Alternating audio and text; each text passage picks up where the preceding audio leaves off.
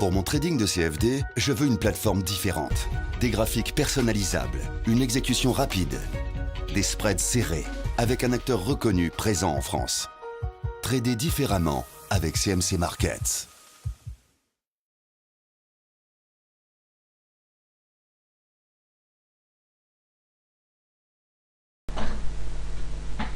Bonjour, voici donc un retour spécial Jackson Hole avec donc le discours de Yellen et le discours de Draghi. Voici donc ce qu'il s'est dit.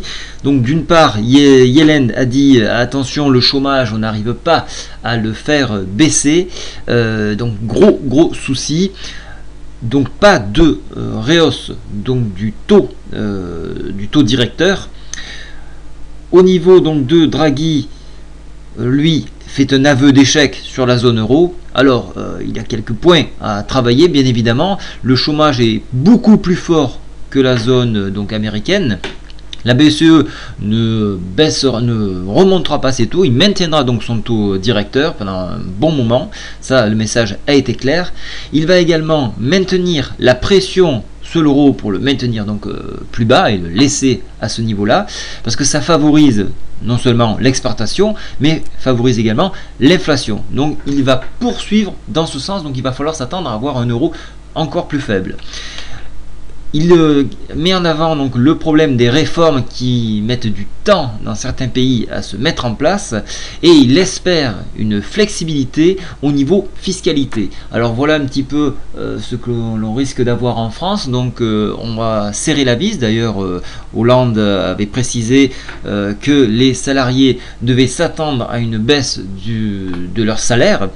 Alors baisse de leur salaire, ça peut être effectivement cette baisse de l'euro dont Draghi parle, et les sociétés risquent d'avoir, et tant mieux pour elles, d'avoir une flexibilité donc sur risquent d'avoir un aménagement sur la fiscalité.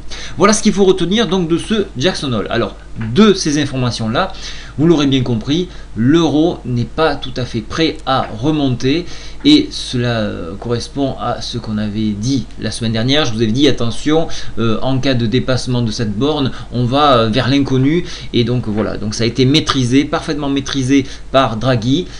On baisse, on enfonce la MM20 en mois, vous voyez, elle est ici, donc ça c'est très bien. Je vais passer maintenant en hebdomadaire, voir un petit peu qu'est-ce qui se passe. Alors on est bien évidemment en zone de survente, ça c'est flagrant.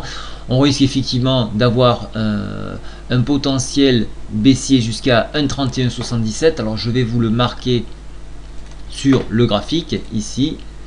On va noter cette zone ici, voilà.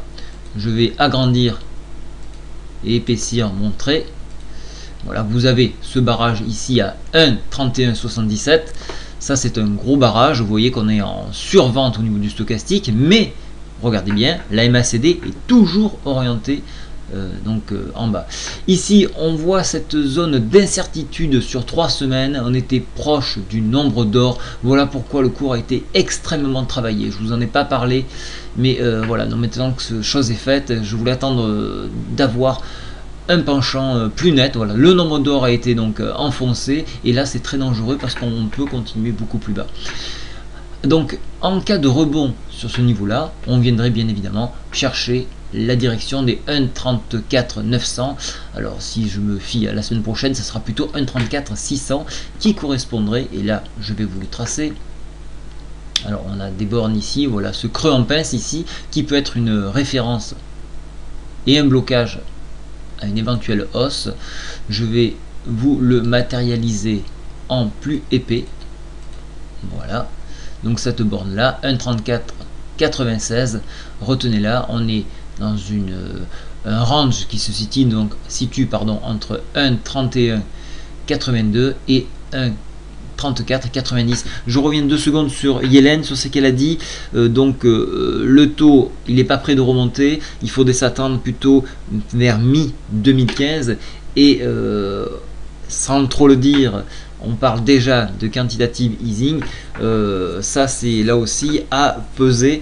Donc voilà pourquoi Draghi doit être très vigilant sur une éventuelle nouvelle hausse de l'euro. Donc il va falloir qu'il appuie dessus pour le maintenir. Vous voyez un petit peu la difficulté qui réside donc sur cette parité. Donc au niveau aussi, au niveau baissier, ça on a tout dit. Je vais passer maintenant en journalier pour vous donner la tendance journalière, bien évidemment. Voilà, tendance journalière, on voit qu'on est très clairement à la baisse. Je vais baisser un petit peu, voilà, mon graphe, histoire de le centrer un petit peu mieux. Je vais là aussi tracer une courbe pour se donner un point de repère. Voilà, ici je vais la marquer en médium.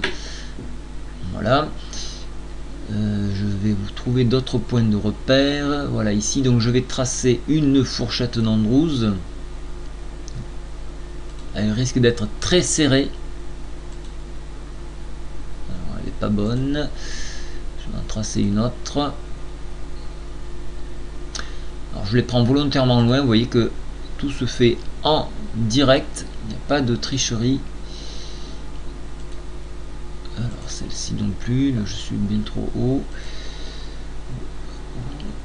Voilà, on va peut-être essayer celle-ci. Là ça devrait marcher. Voilà, celle-ci est bonne. Je vais la modifier.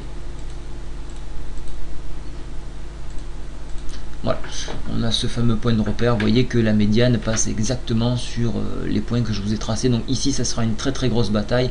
1,34 600. Ça va être très très difficile de passer au-dessus. Donc non, il n'y a pas vraiment de borne intéressante à exploiter.